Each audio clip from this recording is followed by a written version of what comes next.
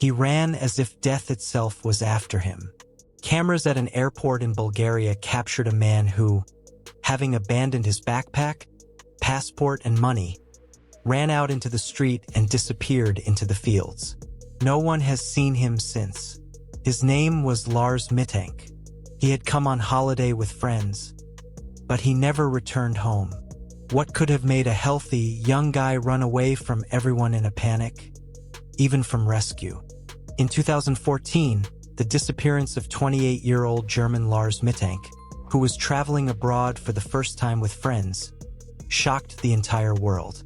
The video from the airport in sunny Bulgaria, in which he suddenly takes off and runs, leaving behind his passport, money, and personal belongings, is still considered one of the most mysterious recordings on the internet. After that, no one saw him again. The police, journalists, and thousands of internet users joined the search, but no trace of the tourist was found. What could have driven him to a panicked escape? Why did he have strange, paranoid thoughts in the last days of his vacation? And what was behind his ominous words, "I don't want to die here"? Lars Mittank, who was caught on the sensational video, was born on February 9, 1986 in Berlin, then lived in the small town of Marne with a population of about 6,000 people. Mittank was an ordinary German guy, 1.80 m tall, blonde hair, brown eyes. He wore Adidas t-shirts and shabby sneakers, worked at a power plant in Wilhelmshaven, dated a girl, and spent time with friends. The guy also often visited his parents and helped them around the house after his father suffered a stroke. In addition, the German liked to spend time outdoors. He knew how to hunt, fish, and set traps. At the age of 28, Lars Mittank went abroad for the first time with 4 school friends. According to other sources, there were 2. At the end of June 2014, they went to Bulgaria to spend a vacation on the beaches of the Black Sea coast. The Golden Sands Resort, where the friends were vacationing, is famous as one of the noisiest and most crowded in the country. During the day, the coast is packed with sunbathing families with children, and in the evening, the streets are filled with young people walking, drinking, and having fun. Thanks to the abundance of entertainment and cheap alcohol, the place is especially popular with European students. And although Bulgaria is considered a fairly safe country, tourists are warned about theft and extortion. It is known that many bars and clubs in the resorts are run by the local mafia. Underage prostitutes working for gangsters lure tipsy visitors to secluded beaches, promising them free sex, and then rob them. In the CCTV footage from the airport in the Bulgarian city of Varna, a young man in black shorts, a yellow t-shirt, and sneakers walks calmly through the terminal. He has a backpack on his back and a sports bag in his hands. He enters the doctor's office and spends about 40 minutes there. In the next shots, the tourist runs as fast as he can through the lobby to the exit. In a panic, he leaves behind bags with money, a phone, and documents. The man is so scared, as if someone or something is chasing him, while other passengers only cast puzzled glances at him. On the street, the tourist slows down slightly and then quickly crosses the parking lot, jumps over a 2-meter fence with barbed wire, and disappears into the fields. The recording was made on July 8, 2014, and no one has seen the man in it since that day. Over the course of more than 10 years, the video has traveled around the world and gained millions of views, and its hero has become known as the most famous missing person. Who scared the man so much, and what does it all mean? Lars Mittank spent a week at the 4-star Viva Hotel with his friends. According to the German's companions, he seemed relaxed and in a good mood the entire time. The only oddity his friends noticed was that Mittank ate very little, only a portion of soup or a small plate of salad per day. The vacation was marred only on the penultimate evening. Mittank was returning to the hotel alone after a party and went to have a bite at McDonald's. At that moment, he was wearing a t-shirt with the logo of his favorite team, Werder. In the establishment, he ran into a group of drunk Germans, fans of the Bayern club.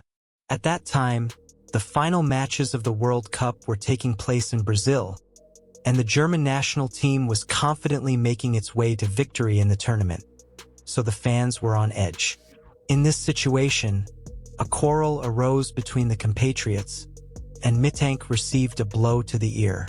Later, he told his friends that the hooligans had paid either a Russian or a Bulgarian to beat him up. The entire next day, July 6th, the German tourist suffered from ear pain and could barely hear anything. He went to see a therapist and found out that he had a ruptured eardrum. The doctor advised him to postpone his flight home because the pressure changes in the plane could make the situation worse. He was also prescribed the antibiotic cefuroxime. As planned, Mittank's friends flew back to Germany on July 7th, and the victim had to stay in Bulgaria for another day. He saw his friends off at Varna airport, assuring them that he would be fine, and went to look for a hotel to spend the night. Finding a free room in the middle of the high season was not so easy. The taxi driver advised him to stay at the Cheap Color Hotel near the city center, which is still receiving mixed reviews on booking services.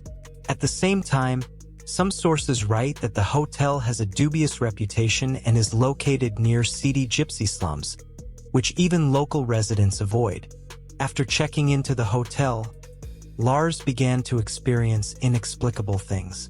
He called his mother, Sandra Mittank, asking her to block his bank accounts. The young man spoke in a whisper and was worried, said that he was being followed and needed to hide, and then hung up. Later, he asked his mother in a message what antibiotics the Bulgarian doctors had prescribed him. "I thought my son was in danger. I could even hear his heart pounding on the phone." He said that some people were trying to rob or kill him. Sandra Mittank, Lars Mittank's mother.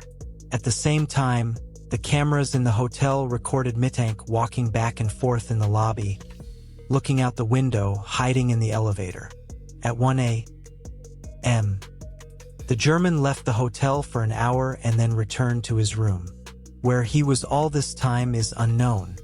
At 3 or 4 o'clock in the morning, Lars Mittank packed his things and left the hotel on foot, and at around 5 o'clock he caught a taxi to Varna airport. Witnesses reported that he was standing on the side of the road, waving his arms wildly and looking lost. At the same time, his pupils were allegedly dilated. Mittank contacted his mother again and asked her to transfer 500 euros. He never withdrew the money. The woman booked him a plane ticket, as well as a bus ticket in case her son was banned from flying again. Looking back, I realized that I should have asked him more questions, Sandra Mittank admitted. But his mobile phone died, so our last conversation did not last long. Around 9 in the morning, the tourist contacted the airport staff doctor, Kostya Kostov, to get permission to fly. According to the doctor, during the 40-minute appointment, Mittank behaved strangely, trembled and muttered under his breath, and again expressed paranoid thoughts about antibiotics. Suddenly, a builder entered the office. According to other sources, it was a security guard in uniform, and the foreigner jumped up and ran away, leaving all his things behind. "I don't want to die here. I need to get out of here," Mittank said at the end. After Lars Mittank fled Varna airport, no one saw him again. Bulgarian police searched the area with drones and dogs, but to no avail. After that, Sandra Mittank turned to a private detective, who called hospitals and homeless shelters, posted flyers with the German's portrait, and watched the camera footage over and over again, looking for clues. Over the course of 10 years, Mittank's relatives had several times hoped that he was safe and sound. A year after his disappearance, a truck driver saw a man who looked like him hitchhiking on a deserted road near Varna. Men similar to Mittank have been spotted in Poland, Canada, and even Brazil. However, these leads turned out to be false. In 2019, there was a new wave of news about a missing tourist. A truck driver contacted Mittank's family and said that he had given a lift to a homeless man from the border near Dresden. The man was thin, taciturn, and clearly exhausted.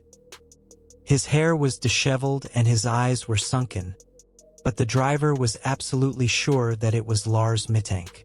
However, the trail was again false. A year later, another blond man showed up in Dusseldorf. The resemblance to Lars was colossal. In the photos of eyewitnesses, one could even see a scar on his left forearm, the same as the missing German. And again, the relatives of the man, who may now be 38 years old, were disappointed. "We will not give up," they assured on the Facebook page dedicated to the search for Mittank. It is still not known for certain what caused the young man's strange behavior and his escape. Sandra Mittank suggested that the paranoia could have been triggered by an injury sustained during a fight with football fans. At the same time, the woman emphasizes that her son had no previous symptoms of mental illness. A strong blow to the head can lead to a concussion, confirms Dr. Jeff Conine, who specializes in physical therapy and injury prevention at the University of Rhode Island. However, strange behavior usually does not become so extreme just a few days after the incident. It takes years or occurs after several blows to the head over time. Suspicion also fell on the medication prescribed by the doctor and which caused such concern in Lars Mittank. Cefuroxime is a cephalosporin antibiotic, which is available in the form of a powder for the preparation of a solution for intravenous and intramuscular administration.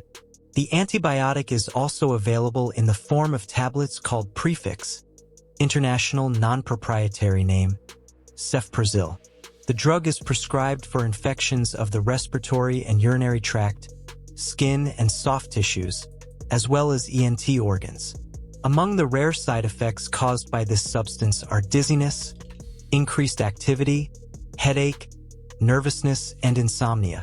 There may be a connection between the antibiotic and the patient's unusual behavior, but this is a very rare side effect that depends on whether he took, for example, another drug or drank alcohol, explained Rada Pelivanova from the Bulgarian Pharmacists Association.